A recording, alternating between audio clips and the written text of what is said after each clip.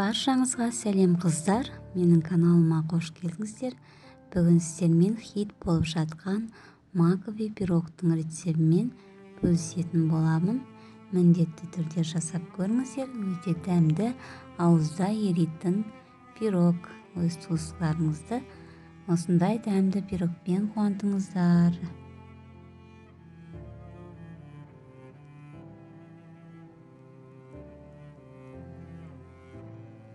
Қыздар, егерде менің каналыма тіркелмеген болсаңыздар, міндетті түрде тіркелуді ұмытпаңыздар.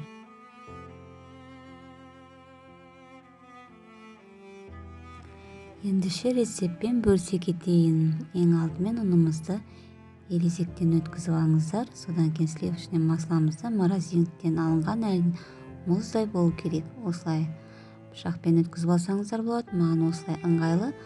Не болмаса теркадан өткізсеңіздер де болады. Барлық майымызды осылай майдалап аламыз.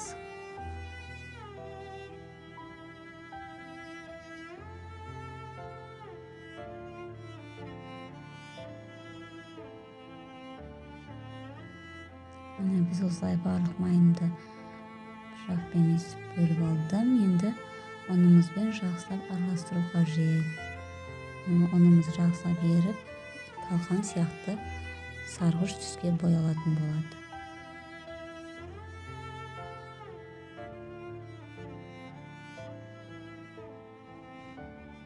Міне бізде осылай ұнымыз жақсылап араласты. Талқан сияқты түске боялып, майымызбен ұн жақсы араласқан болатын.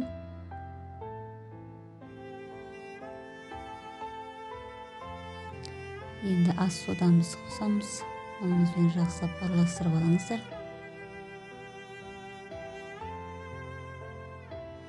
Содан соң макымызды қосып аламыз. Өстіп макты араластырып алыңыздар.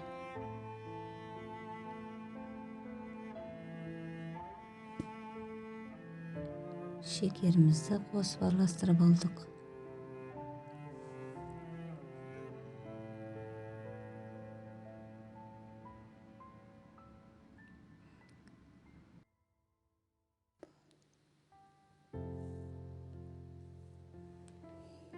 Енді оған жұмыртқамызды қосып аламыз.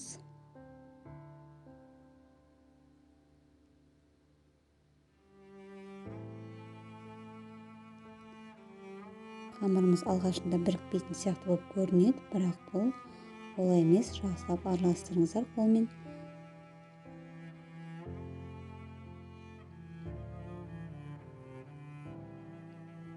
Міне бізде осындай қамыр дайын болды. Бұны морозилкаға 20 минутқа салып алыңыздар. Енді безені дайындайтын боламыз. Жұмыртқаның ағына шым-шым тұз қосып, жақсылап араластырыңыздар. Сонда біздің жұмыртқамыз тез көлемін ұлғайтатын болады.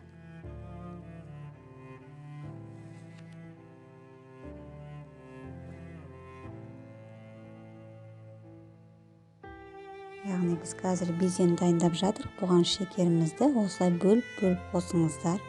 Бірден қоспаңыздар.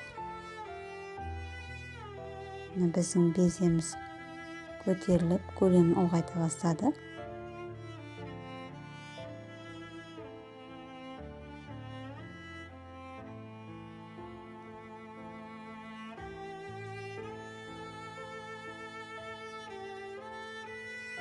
Шекерімізді қосып жатыр әлі бөліп.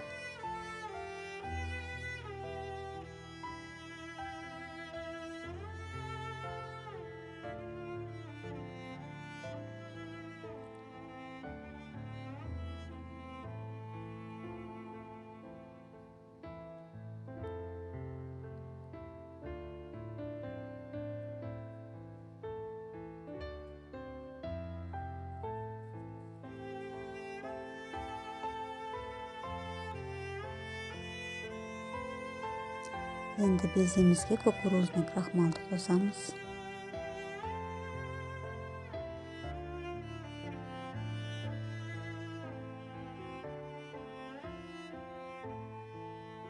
Қыздар, егер сіздерде қол миксері болса, дәл осылай істей беріңіздер. Бұл қол миксермен де шығады. Бұған көбірек бірақ уақыттарыңыз кетеді.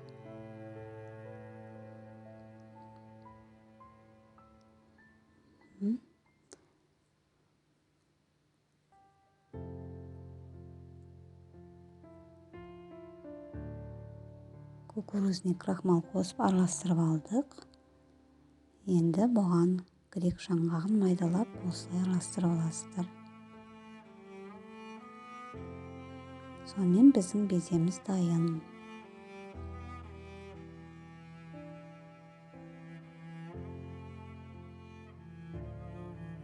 Қамырын морозилькке 20 минут қойып алдық. Бұл май болғандықтан қамыры жайлы қиын болады. Морозилькте тұрғандықтан жақсы жайылады қыздар.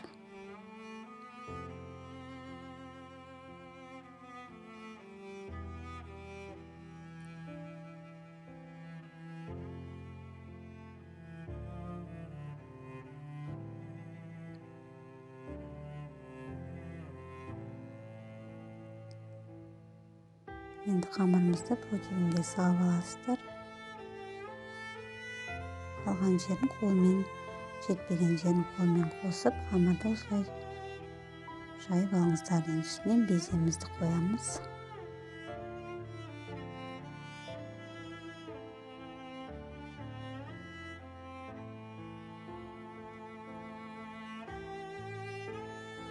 Спатуланың көмегімен беземізді біркелкі қылып жайып аласыздар.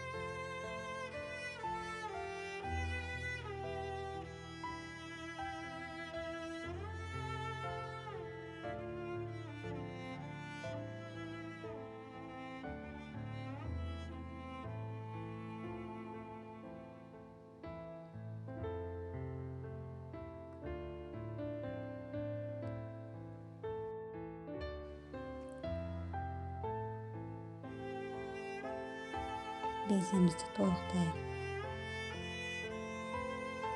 жайып аламыз қамырдың бетінде. Сонымен біздің беземізді 180 пирогымызды 180 градуста 35-40 минутқа пісіріп аласыздар. Оған қарап тұрыңыздар, бетіндегі безесі күйіп кетпесін. Ертеректе алуға болмайды.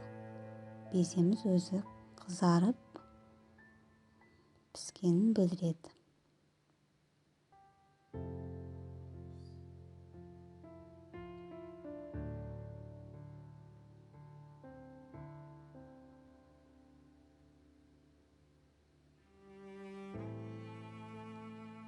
Енді кремін жасайтын болсақ, осындай салқындатылған сливкиді қолданамыз. Қыздар, сливкиді бірден қолданбаңыздар, бір күн холодильникте тұру керек.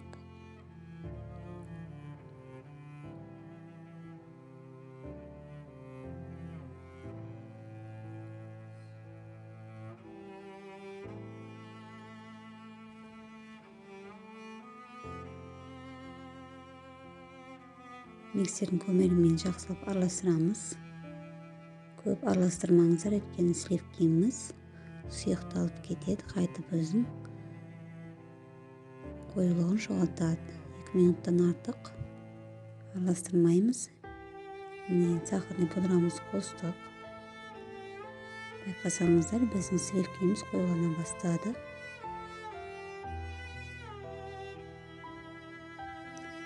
Енді мен крем қоюлау үшін шамалы 150 грамдай қаймақ қосып жатырмын, 20%-тік. Міне біздің креміміз дайын. Ор сливкимен де жасасаңыздар болады, бірақ сұйық болып кетеді менің ойымша, сондықтан шамалы крем қостым, қаймақ, творожный сыр қоссаңыз да болады.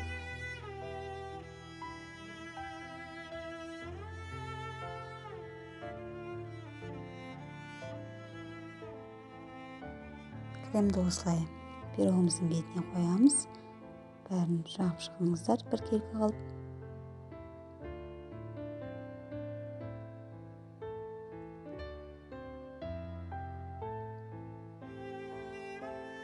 Толықтай біркелкі қалып жағыңыздар осылай.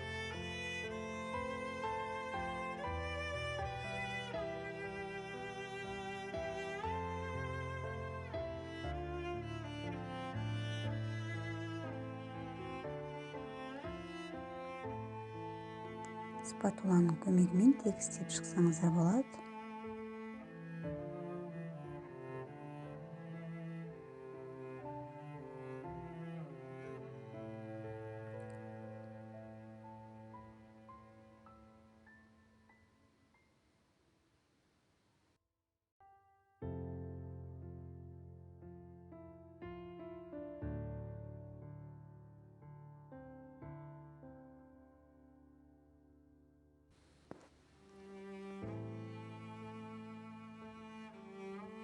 Кремін толықтай барлық шетіне бірдей жағып шығасыздар өстіп.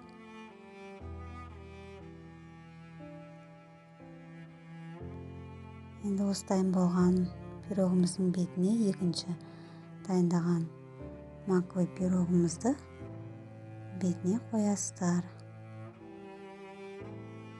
Мына осылай.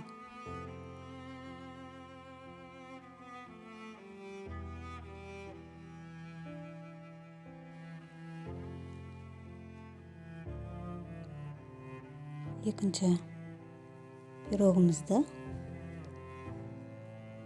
бетіне қоямыз.